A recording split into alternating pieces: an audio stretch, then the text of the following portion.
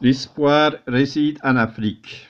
Cette fois-ci, je voudrais surtout entrer dans la question de certaines mentalités qui empêchent ou bien qui promouvent le développement, l'avancement, le progrès, pas seulement matériel, mais le progrès aussi culturel, mental, etc., en Afrique.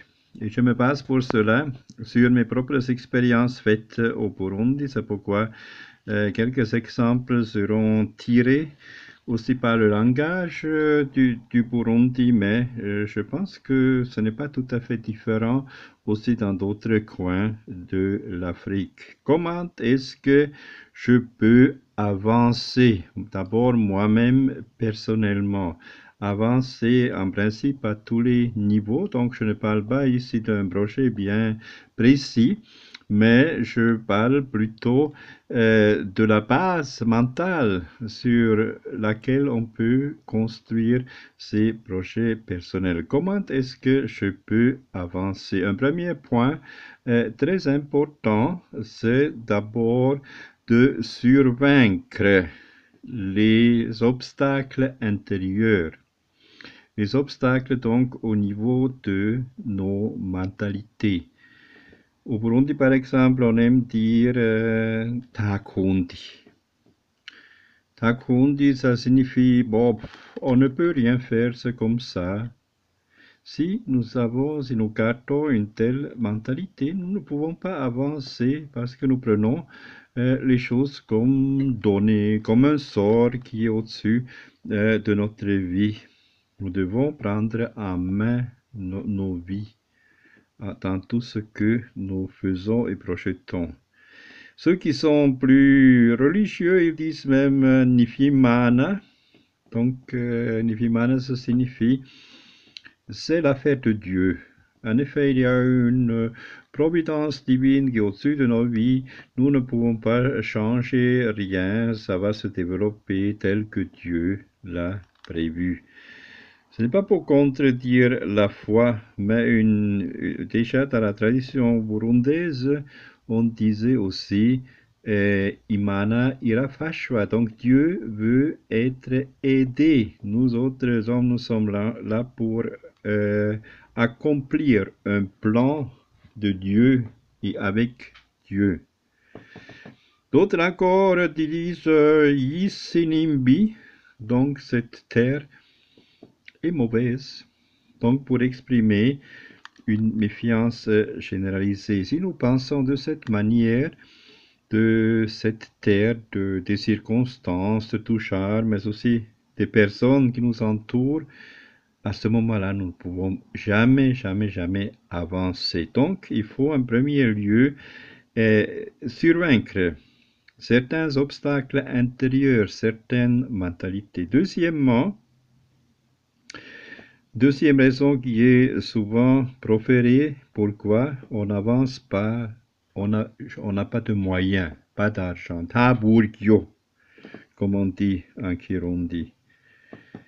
Donc ici, en premier lieu, c'est-à-dire ne pas mettre la confiance dans les aides qui proviennent d'ailleurs, qui proviennent des ONG, qui proviennent de l'État, qui proviennent des organismes internationaux, etc. Non. Commençons par ce que nous avons nous-mêmes, par nos capacités. Deuxième point encore, tout le bien vient d'en haut. Donc cette croyance que ce sont les autorités de l'État, les autorités de l'Église et autres, que ce sont elles qui amèneront le changement aussi pour nos vies personnelles. Non, tout le bien ne vient pas nécessairement d'en haut. Il y a beaucoup de corruption, par exemple, d'autres mots aussi, mais ça doit provenir d'abord de nous-mêmes. Et une autre chose aussi importante, ne pas faire confiance au crédit financier. De se dire, oh, je vais prendre un crédit comme ça, je rembourserai plus tard. Souvent, malheureusement, ça ne réussira pas. Mon grand-père m'avait empêché de ne jamais accepter un crédit pour moi, mais plutôt de faire des économies. Épargner jusqu'à ce que moi-même, avec les propres moyens, je puisse réaliser mes projets. Et c'était un très bon conseil. Donc, ne pas se cacher derrière le manque de moyens, le manque d'argent. Un troisième point, encore, c'est de dire je ne peux rien, je ne suis rien. Donc de se minimiser, de n'avoir pas confiance en nous-mêmes, en nos capacités. Comme ça, nous ne pourrons jamais avancer à aucun niveau, dans aucun domaine.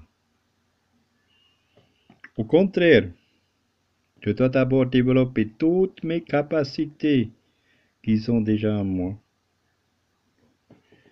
Et encore, comme je viens de dire, épargner de l'argent pour pouvoir commencer des petits projets.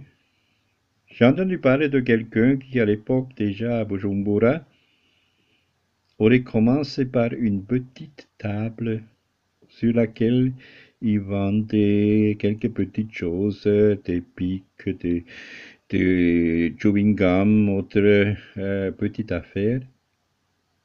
Et cette personne, avec la discipline qu'elle s'était donnée, de ne pas dépenser les petits bénéfices, mais de les réinvestir, à partir de sa petite table, il a pu ouvrir un petit magasin. Plus tard, il avait un très grand magasin et réalisait des projets qui étaient vraiment étonnants. Tout cela est possible, ça commence tout petit. Mais il faut avoir le courage. Il faut avoir le courage de commencer, d'apporter un projet et finalement aussi de confier en Dieu, je pense.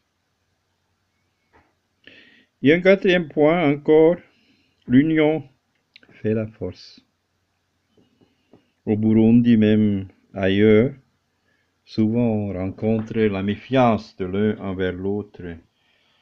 Il y a aussi une certaine, soi-disant, discrétion de cacher les choses aux autres. Mais avec ces mentalités, nous ne pourrons jamais avancer. Il faut plus tard qu'on se mette ensemble. L'union fait la force.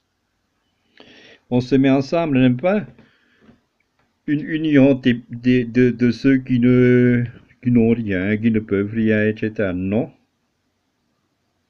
Chacun amène quelque chose qu'on appelle un atout. Ces atouts peuvent être différents pour un projet.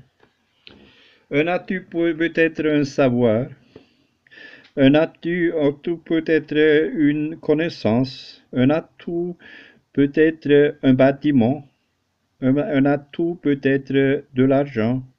Un atout peut être une parcelle, etc., etc. Mais chacun, quand on se met ensemble pour réaliser un projet quelconque, chacun amène son atout. Les atouts peuvent être de tailles différentes. Ça ne fait rien, c'est normal d'ailleurs. Mais chacun s'engage personnellement. Je pense avec ces 4 points que je viens de vous donner, donc de survaincre d'abord les obstacles intérieurs, de ne pas se cacher derrière le manque d'argent, de ne pas manquer de confiance en soi-même et aussi de se dire que l'union fait la force. Avec ces points, je pense que nous pouvons changer beaucoup les mentalités en Afrique afin que nous, en tant qu'individus, en tant que communauté, nous soyons capables d'avancer, de progresser et de réaliser finalement que l'Afrique et le continent de l'espoir.